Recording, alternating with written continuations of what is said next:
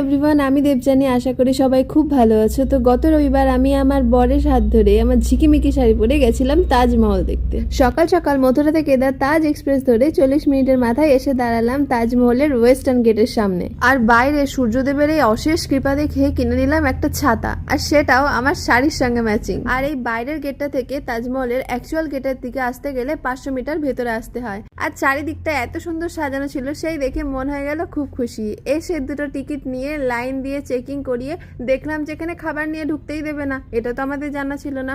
অগত্যা মধুসূদন, তাই লাইনে দাঁড়িয়ে গপ গপ করে সব খেয়ে নিলাম। আর তার মধ্যে দেখা হলো এই দাদার সাথে।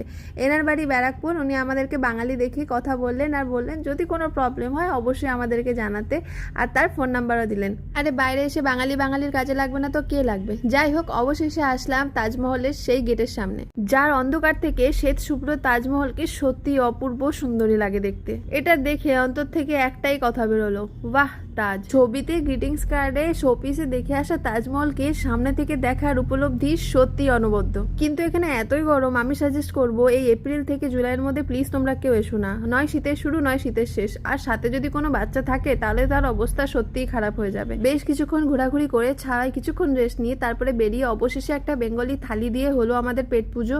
তারপর ভাবলাম প্রথমবার তাজমহল আসলাম, স্মৃতি হিসাবে কিছু তো নিয়ে যেতেই হবে।